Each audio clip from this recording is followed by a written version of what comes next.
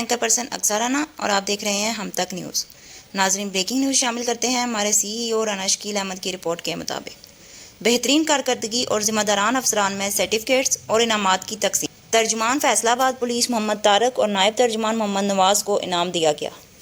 Incharge شکایات cell inspector Gulnaz خالد اور S H O Madiha ارشاد کو بہترین کارکردگی پر انعام دیا گیا۔ انچارج سیکورٹی برانچ اون شاہ اور پی ایس او ملک شاہد کو انعامات سے نوازا گیا۔